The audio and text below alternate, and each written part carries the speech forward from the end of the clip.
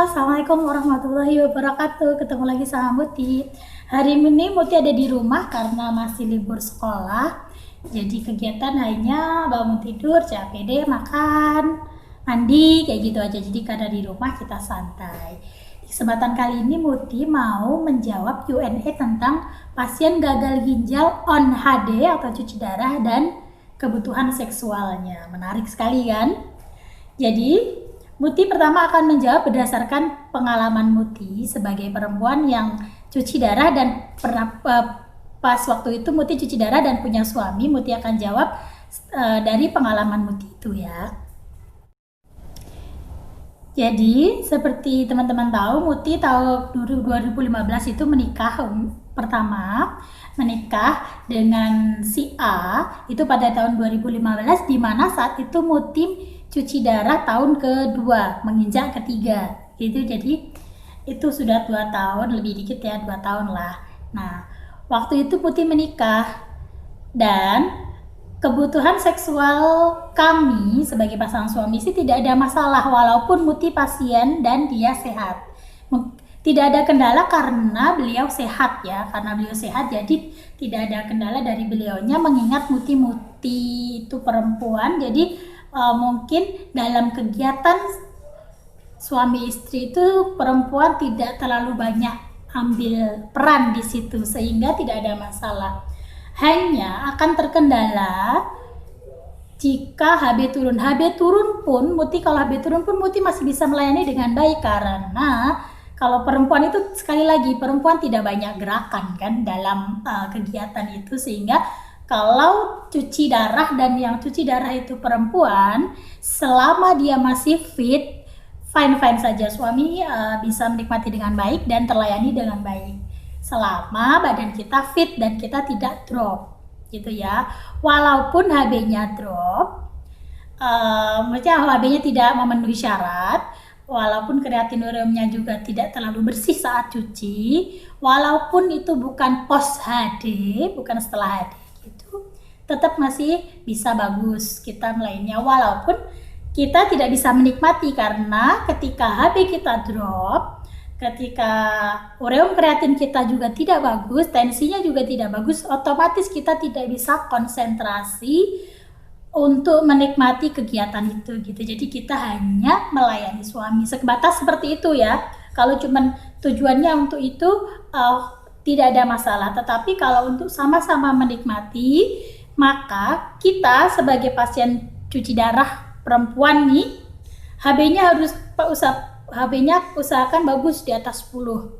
Ureum kreatinnya juga tercuci dengan bagus, tidak terlalu tinggi, dan tensinya juga pada batas tidak tinggi, yang biasa aja gitu. Ketika 4 itu terpenuhi, itu kita bisa menikmati dengan baik. Istilahnya kita bisa puas lah, kita sama-sama puas. Catatannya seperti itu ya kalau perempuan. Untuk perempuan itu tidak banyak kendalanya kalau dalam hubungan suami istri, kecuali dia sedang tidak fit, drop, lemes banget dan tidak bisa apa-apa dan tidak memungkinkan untuk melakukan kegiatan itu, kecuali itu ya. Tetapi di luar itu aman saja, tidak ada kendala dan suami happy-happy saja selama pengetahuan Muti dan setahunya Muti ya, sepengalaman Muti gitu pada pernikahan yang pertama dengan si A yang sehat itu, seperti itu. Dan kemudian sekarang itu kalau pasiennya perempuan seperti Muti, itu hampir tidak ada masalah menurut Muti, karena yang sekian pernikahan Muti itu tidak ada masalah dengan tidak ada masalah dengan berhubungan suami istri gitulah ya.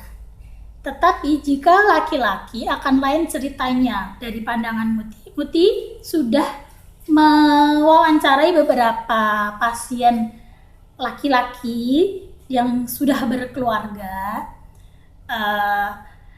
Itu jawaban mereka rata-rata sama, dan Muti juga, dari Muti baca-baca pun juga seperti itu, hampir ternyata dengan teori dan di lapangan yang Muti tanya-tanya itu hampir sama. Yang pertama, laki-laki itu ketika kita melakukan hubungan suami istri, yang lebih banyak berperan memang laki-laki. Yang lebih banyak gerakan juga laki-laki. Nah, disinilah yang membuat jadinya ketika pasien cuci darah yang laki-laki, pasiennya laki-laki, lebih ada banyak kendala. Ya mungkin kalau Muti bilang banyak, tapi mungkin buat mereka enggak ya, tapi Muti hanya sepengetahuan Muti. Yang pertama, karena laki-laki itu dia butuh ereksi untuk melakukan itu, maka mereka itu harus banyak penunjangnya. Karena tidak mungkin kegiatan suami istri itu terjadi, adegan ranjang itu terjadi jika suaminya tidak bisa ereksi. Ya kan? Yang laki-laki itu nggak bisa ereksi. Karena itu laki-laki yang gagal ginjal itu jadi kehidupan ranjangnya itu sedikit bergeser atau sedikit berkurang dari orang normal biasanya gitu ya. Yang pertama pengaruhnya adalah satu, HB.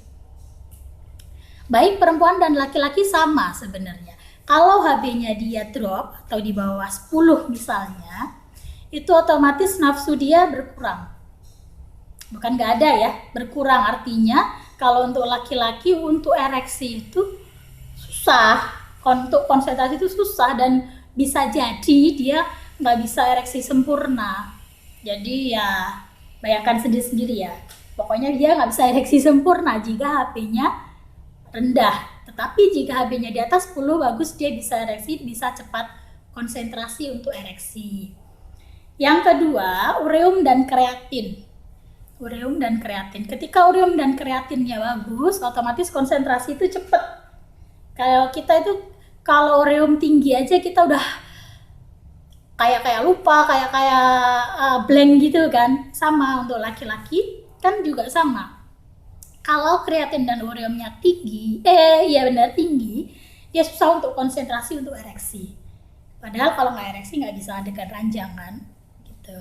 Terus selanjutnya tensi itu mempengaruhi. Kalau rendah juga tetap nggak bisa ngapa-ngapain kan, karena bawaannya lemes. Kalau tinggi bahaya juga, jantungnya duk gitu dengan kegiatan yang olahraga kayak gitu, tambah lagi dia kan, tambah duduk lagi, dan itu juga bahaya. Nah, jadi untuk laki-laki lebih banyak ribetnya sebenarnya. Menurut Muti juga begitu sih.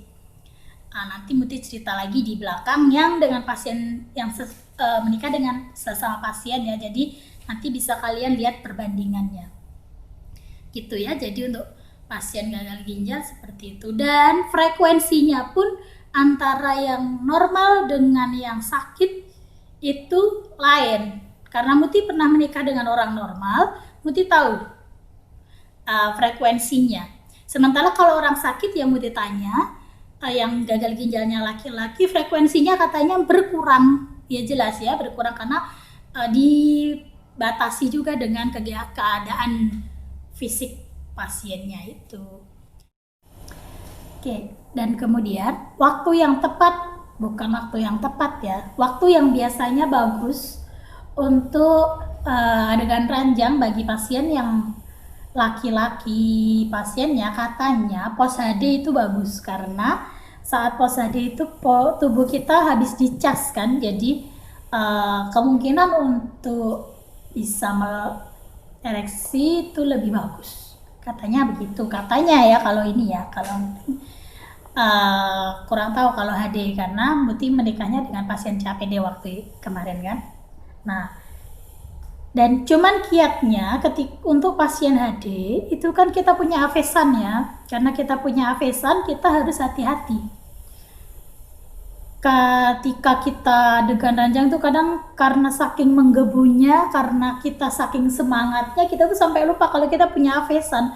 Jadi lupa aja, entah ketindih, entah kepegang pasangan, kecengkram pasangan, atau entah kita memberi beban pada tangan. Itu kan kalau sudah seperti itu udah lupa segalanya ya kan. Tapi ya kalau itu sarannya ya kita tetap harus ingat bahwa kita punya afesan, jadi harus dijaga hati-hati, karena ini nyawa hidup kita. Afesan itu nyawa hidup kita. Dia mati ya kelar, sudah kita mau bagaimana lagi ini sudah menjadi akses kita yang nomor 1. Jadi kita harus jaga gitu. Dari semua perbincangan yang Muti semangat banget ini antara semangat sama malu udah gak bisa dibedain ya. Pokoknya untuk pengetahuan oke aja lah ya. Dari semuanya ini intinya pasien gagal ginjal dengan kebutuhan seksual itu tidak ada bedanya dengan orang normal, hanya tentu semuanya kembali ke fisik kita masing-masing. Karena kalau keinginan dan kebutuhan itu pasti ada, nafsu itu pasti ada, fantasi itu juga pasti ada, tapi kita kembali harus tahu kondisi masing-masing. Jadi perhatikan dulu bagaimana kita supaya kita tidak kena resiko dari itu tadi, kegiatan yang melelahkan dan menyenangkan itu, gitu ya.